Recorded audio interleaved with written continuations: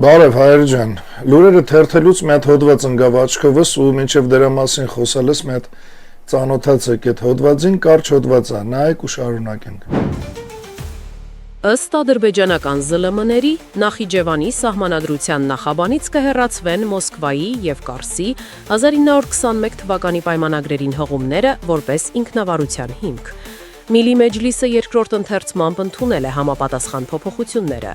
Նոր տարբերակում ընդգծվում է, որ Նախիջևանը Ադրբեջանի անբաժանելի մասն է եւ նշվում է, որ սահմանադրական հիմք են հանդիսանում 1991 թվականի անկախության վերականգնման մասին օրենքները եւ 1995 թվականի Ադրբեջանի սահմանադրությունը։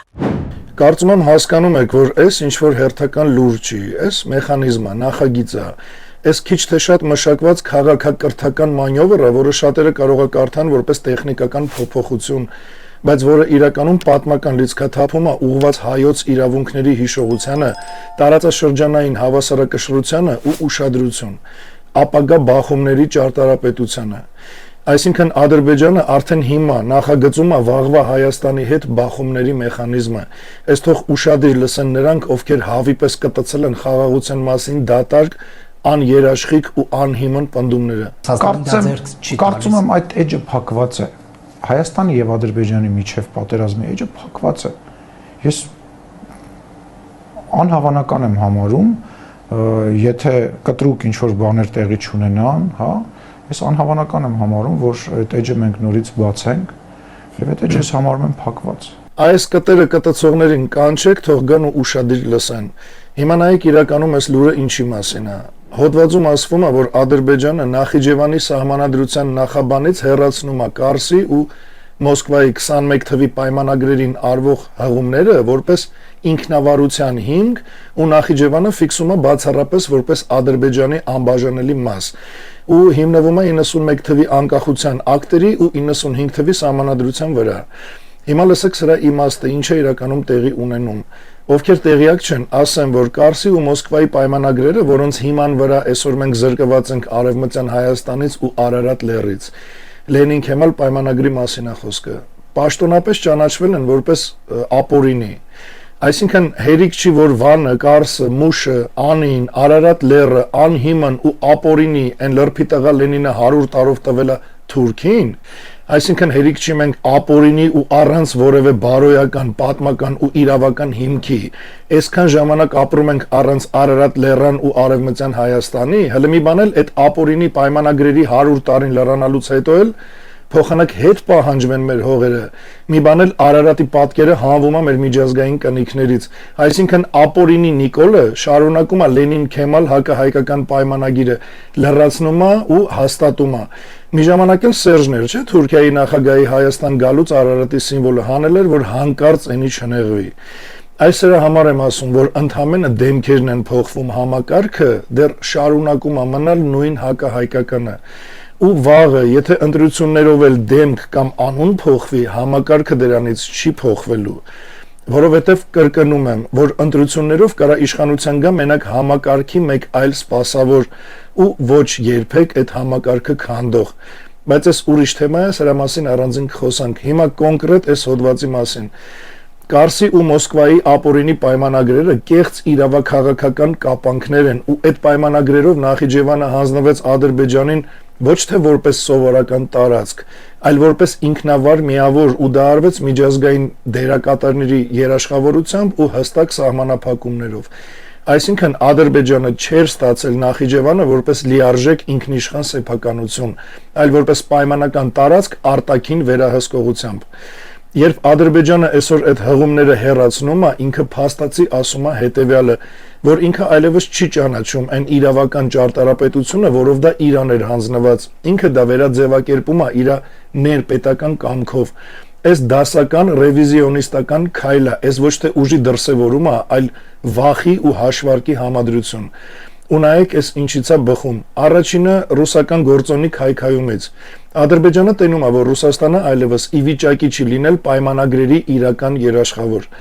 Այսինքն Կրեմլը ոնց որ միշտ եղել է, նենց էլ հիմա շարունակում է մնալ հակահայկական, հային խոստացող ու գցող, հային տվյալ պահին ինքն իր շահերի համար օգտագործող ու իր խոսքին տեր չլնող մի հատ թյուրիմացություն։ Ու երբ երաշխավորը թուլանում է, բնականաբար պայմանագիրը դառնում է բեռ։ Երկրորդը, այս ամեն ինչը բխում է թուրքական ռազմաքաղաքական վստահության աճից։ Անկարան այլևս չի խաղում ճակերտավոր կրտսեր գործընկեր։ Ինքը ձևավորում է նոր իրավաքաղաքական իրականություն, որտեղ 21 թիվը հնություն է, իսկ 2020-ից հետո իրանց համար նոր սկիզբ է։ Մեկ էլ այս ամենը բխում է միջազգային իրավունքի ընտրովի կիրառությունից։ Ադրբեջանը սովորել է, որ աշխարհը արձագանքում է ոչ թե իրավունքի խախտմանը, այլ ուժի կիրառման ծավալին, այսինքն եթե կրակ չկա, աղմուկ էլ չկա։ Հիմա մեր համար այս ինչա նշանակում։ Այստեղ պետք է էմոցիաները դնենք մի կողմ ու դատենք հնարավորինս սառը ու ճշգրիտ։ Սկսենք վատ կողմերից։ Ադրբեջանը դուրս է գալի այն իրավական դաշտից, որտեղ թեկուզ տեսականորեն, բայց հնարավոր էր Նախիջևանի հարցի միջազգային վերահսկումը։ Նախիջևանը դառնում է լիարժեք ռազմական հարթակ առանց որևէ ճակերտավոր ինքնավարության քաղաքական արգելակի։ Սյունիքի վրա ճնշման տրամաբանությունը ստանում է ավելի ներքին հիմնավորում Ադրբեջանի համար։ Փակվում է պատմական հիշողության իրավական դուռը, որով կարելի էր հիշացնել, որ Նախիջևանը երբեք մաքուր ադրբեջանական տարածք չի եղել։ Ու այս ամեն ինչի մեջ եթե կա որևէ հարաբերական ճակերտավոր լավ կողմ, ու այս ասում եմ բացառապես վերլուծական ազնվությամբ, Ադրբեջանը փաստացի ոչնչացնում է 1921 թվի պայմանագրերի միջազգային լեգիտիմությունը։ Այսինքն հենց ինքն է ասում, որ այդ պայմանագրերը այլևս իր համար հիմք չեն։ Ու այս ապագայում բացում է մի բան, ոչ թե Ադրբեջանի համար Նախիջևանի ճակերտավոր վերադարձ, այլ ամբողջ 1921 թվի համակարգի վերանայման իրավական հիմք։ Ինչի եմ ասում ապագայում, որովհետև ներկայիս Հայաստանի համակարգի խամաճիկների օրոք ոչ մի հակաթուրքական կամ հակաադրբեջանական ու հայանպաստ պահանջներ չեն դրվելու միջազգային հարթակներում ու ամենևին էլ կապ չունի, թե այդ Ռոբերտը կլինի, Նիկոլը, Սերժը, թե իրենց համակարգում անցկացվելիք ընտրություններով մի նոր դեմք կամ մի նոր անուն ազգանուն, քանի այս համակարգը կա, ապագան երբեք չի գա։ Այս համակարգը տարիներով դոփել է ու դոփելու է այս նույն ճահիճային հայավնաս իրականության մեջ։ Ապագան կգա, երբ բոլորդ միանակ վերածննդի շարժմանը ու իրական ազգային հեղափոխության միջոցով այս համակարգը հիմնահատակ արմատախիլ կանենք մեր իրականությունից։ Այդ ժամանակ Արցախն էլ հետ կգա, Նախիջևանն էլ, Արարատ լեռն էլ, Արևմտյան ու Արևելյան Հայաստանն էլ։ Իսկ քանի դեռ ձեր հույսը այս համակարգի մեջի ընտրություններն են, ուրեմն վստահ եղեք, որ դուք ոչ թե հայանպաստ ապագա եք ընտրում, այլ հայակործան ներկայի շարունակություն։ Ու ինչ էի ասում, որ սրանց այս հայտարարությունը տալիս է 21 թվի համակարգի ամբողջական վերանայման իրավական հիմք։ Դե քանի որ այս մեր այսօրվա համակարգը այդ իրավական հիմքից չի օգտվելու ու չի անելու դա, ուրեմն դրա տակ կարամ մատնանշեմ մենակ վտանգ, բայց նաև նախադեպ։ Նայեք սրա հնարավոր հետևանքները։ Առաջինը, այս հայտարարությունը ենթադրում է Նախիջևանի ամբողջական ռազմական ինտեգրում թուրք-ադրբեջանական համատեղ պլանների մեջ։ Երկրորդը, Սյունիքի հարցի տեղափոխումը կամ վերաձևակերպումը տրանսպորտային բառապաշարից դեպի տարածքային ճնշման լեզու։ Երրորդը, Ռուսաստանի դերի շարունակական նվազում ու տարածաշրջանի անցում նոր ուժային հավասարակշռության, այսինքն ամեն դեպքում մոռացեք ինքնիշխանությունն ու անկախությունը, այսինքն մեկի կախվածության տակից դեպի մեկ ուրիշի, ընդհանուր առմամբ ոչ մի հայանպաստ ու արժանապատիվ փոփոխություն։ Չորրորդն էլ միջազգային հանրության լուր համաձայնությունն է, որը վաղը կարա կրկնվի այլ ուղղություններով։ Հիմա ինչ կարա անի լույսի բանակը, քանի դեռ մենք իշխանության չենք։ Ելնելով մեր հնարավորություններից, ունեցած ռեսուրսներից ու իրավասություններից, մենք հիմա անում ենք այն, ինչը այս պահին որևէ պետական կառույց չի անում ու չի էլ անելու։ Հիմա մենք պատրաստվում ենք իրավական հակահարձակման։ Այս պահին մենք ձևավորում ենք փաստաթղթային, պատմական ու իրավական ամբողջական փաթեթ, որը ցույց կտա, որ Ադրբեջանը հենց ինքն է քանդում 1921-ի համակարգը։ Իսկ դա իր միակ, թեկուզ ապօրինի, բայց միակ հիմքն էր, որով Նախիջևանը անցել էր իրանց։ Ու հիմա ինքը իր ձեռով այդ քանդում է ու դրանից հրաժարվում է։ Իսկ դա նշանակում է, որ անգամ ապօրինի հիմք ինքը այլևս չունի։ Որովհետև այդ ապօրինի պայմանագրերից բացի ուրիշ ոչ մի հիմնավորում չկա, որ Նախիջևանը պետք է լինի իրանց վերահսկողության տակ կամ էլ իրանց քարտեզում, ու ոչ միայն Նախիջևանը։ Ու այս թեմայով հիմա պատրաստում ենք իրավական հակահարցակում։ Կաշխատի թե չէ, ինչքանով օգուտ կտա չգիտեմ, բայց դրանից ավելին այս պահին լույսի բանակը ոչ մի բան անել չի կարա։ Ու դրանից բացի էլ միակ բանը, որ անում ենք, դա այս հաղորդագրությունն է, որը հիմա փոխանցում եմ ձեզ, որպես սթափվելու ու մեզ միանալու կոչ։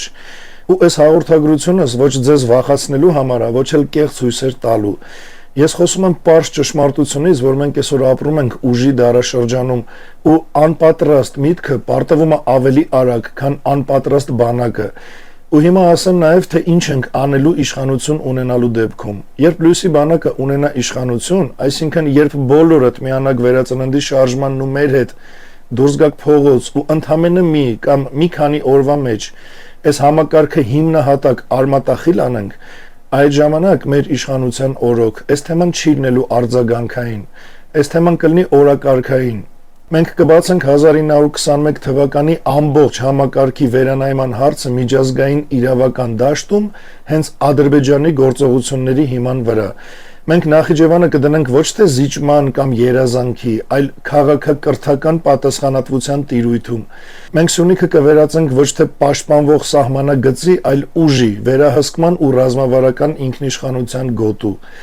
Ու ամենակարևորը, մենք այլևս երբեք չենք թողի, որ հայոց ճակատագիրը որոշվի հին պայմանագրերով, որոնք ստորագրվել են մեր հայ ազգի գլխից թռնելով։ Ու քայլ առ քայլ բոլոր իրավական, բարոյական ու պատմական հիմունքները որպես պողպատե մեղ կմեխենք բոլոր միջազգային հարթակներում։ Ոստեղ խոսքը ոչ պատերազմի մասին է, ոչ էլ ռազմական լուծումների։ Պատմության մեջ չեն պարտվում նրանք, ովքեր կորցնում են տարածք, դա ժամանակավոր է։ Պարտվում են նրանք, ովքեր կորցնում են իրավական ու մտավոր լեզուն։ Ու եթե այս իրողությանը նայեք լույսի բանակի աչքերով, ապա Նախիջևանը այսօր ոչ թե ամրագրում են Ադրբեջանին, այլ մեր գալիք իշխանության ժամանակահատվածի համար մաքրում են սեղանը, որը վաղ թե ուշ բացվելու է թե միջազգային հարթակներում, թե հայ-ադրբեջանական հարաբերություններում։ Ոստեղ հարցը մեկն է, երբ սեղանը նորից բացվի, ով է լինելու խաղացող։ Այս համակարգի դեմքերից մեկը, այսինքն ներկա կամ նախկին իշխանությունների ներկայացուցիչները, կամ էլ ընտրություններով եկած այս համակարգային նոր դեմքերը, թե լույսի բանակը։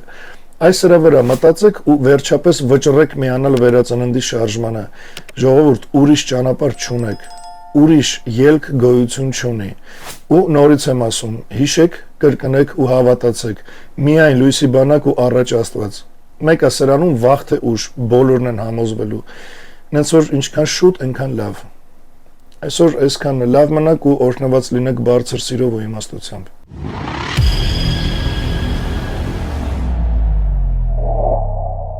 Սիրելի հայրենակիցներ, հետևեք մեզ հետևյալ հարթակներում. Telegram, Լույսի բանակի պաշտոնական եւ Կարեն Արայանի անձնական ալիքներին, YouTube, Լույսի բանակի լրատվական եւ Կարեն Արայանի պաշտոնական ալիքներին, Լույսի բանակի գործունեությանը, Սիրուս ջոկատներին եւ վերածննդի շարժմանը ֆինանսապես աջակցելու համար Իդրամ, ID Bank, Ineco Bank, Sberbank եւ PayPal։ Շնորհակալ ենք բոլոր մեր գաղափարակիցներին եւ աջակիցներին։ Բարձրալ նորմի յուրաքանչյուրիդ։